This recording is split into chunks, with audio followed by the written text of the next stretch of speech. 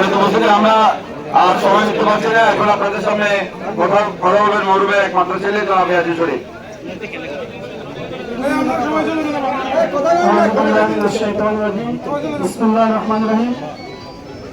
আমার বাবা আলহাজ রফিকুল ইসলাম মজুমদার 2006 সাল থেকে অসুস্থ ছিলেন। হুজুর একটু ভিডিওটা সকল ডাক্তারদের কাছে নিয়ে চিকিৎসা করিয়েছি। জীবনের শেষ সময় আমি আমার বাবার কাছে থাকতে পারি নাই।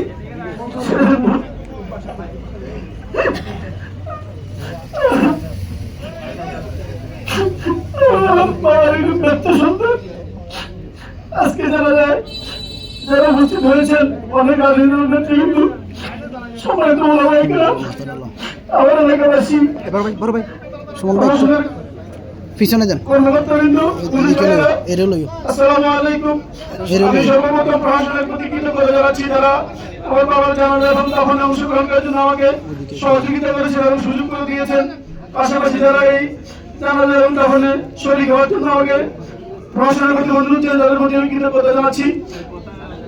বক্তব্য আমি বেশি দিব না, শুধু বলবো আমার বাবা দীর্ঘদিন এই জনপদে বেড়ে উঠেছেন এবং এই এলাকার বিভিন্ন সামাজিক কর্মকাণ্ডে জড়িত ছিলেন। বিশেষ করে এরা অনেক ধর্মীয় কর্মকাণ্ড, মসজিদ মাদ্রাসাগুলোর সাথে জড়িত ছিলেন, রাজনৈতিক কর্মকাণ্ডের সাথে জড়িত ছিলেন। তার চলার পরে যদি আপনাদের কারো মানে কষ্ট দিয়ে থাকে, আল্লাহর রাস্তে আপনারা সব আমার বাবাকে মাফ করে দিয়ে আমার বাবা কেমন লোক ছিল, আমার বাবা কেমন লোক ছিল, আমার বাবা কেমন লোক ছিল। আল্লাহ আমার বাবাকে ভালো হিসেবে কবুল করে। সম্মানিত উপস্থিতি, আমি আমার বাবার জন্য আপনাদের সবাইকে দোয়া চাই। আমার বাবার জন্য সবাই দোয়া করবেন। আল্লাহ রাব্বুল আলামিন যাতে আমার বাবাকে জান্নাতুল ফেরদাউস নসিব করেন। আমি পরিবারের পক্ষ থেকে যারা আমাদের উপস্থিত হয়েছেন সকলের প্রতি কৃতজ্ঞতা জানাচ্ছি। এই রমজানেও আপনারা এই কষ্ট করে যারা উপস্থিত হয়েছেন, আসলে অনেক লোক হয়েছেন। আমি বলেছিলাম স্কুল মাঠে জানাজা করার জন্য, এখানে জায়গা সংকলন হবে না, তারপরে আপনারা কষ্ট স্বীকার করে জানাজায় শরীক হলেন। আমি সবার প্রতি আবার কৃতজ্ঞতা জানাচ্ছি। সবাই আমার জন্য দোয়া করবেন, আমার বাবার জন্য দোয়া করবেন। আসসালামু আলাইকুম ওয়া রাহমাতুল্লাহি ওয়া বারাকাতুহু। সম্মানিত উপস্থিতি, আমরা এখনই আরেকটা বিষয়, আমার বাবা গত 20 বছর অসুস্থ ছিলেন। তিনি আপনাদের অনেকের সাথে সম্পর্ক ছিল, অনেকের এখানে অনেকে আছেন। বিশেষ করে বাবার কাছে তিনি অনেক কর্মকাণ্ডের সাথে জড়িত ছিলেন। যদি কারো আমার বাবার কাছে কেউ কোনো টাকা পয়সা পেয়ে থাকেন, আমার মজদুরা আছে, আপনার তার সাথে যোগাযোগ করবেন, তাকে জানাবেন। আমি বের হওয়ার পরে ইনশাআল্লাহ আমি পরিশোধ করে দেবো ইনশাআল্লাহ, আপনাদের সকলে জানাবো না।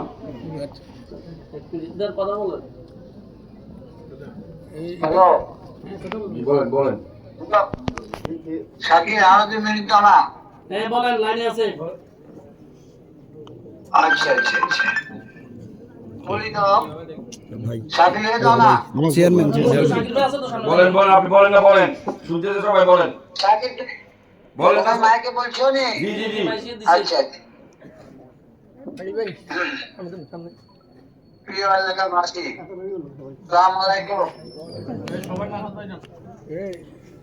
আমার বড় ভাই, সামনে যায় আমার বড় ভাই,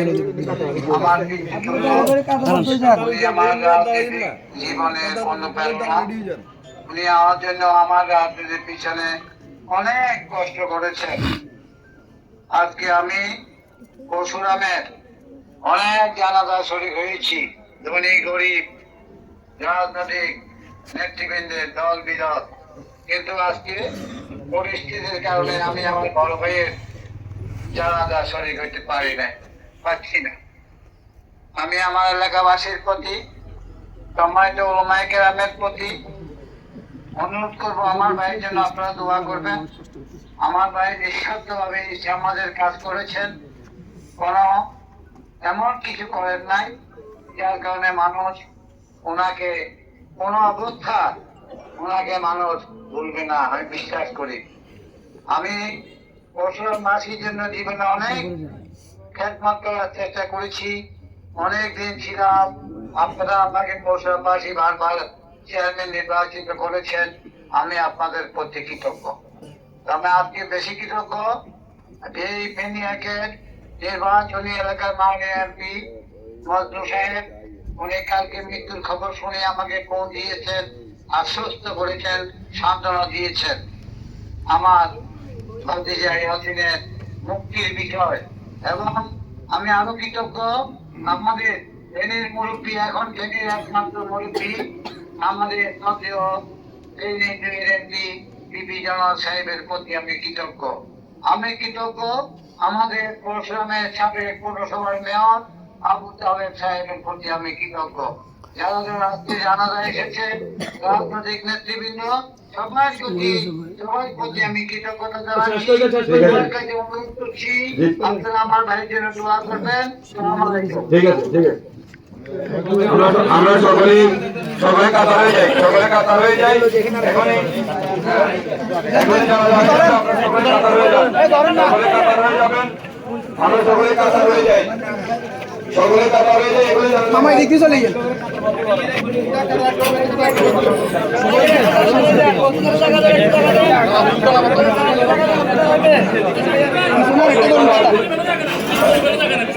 আচ্ছা ভাই,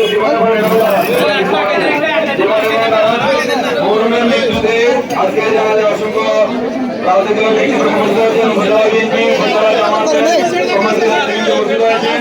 মরহুমের মৃত্যুতে অনেকে শোক জানিয়েছেন, বিশেষ করে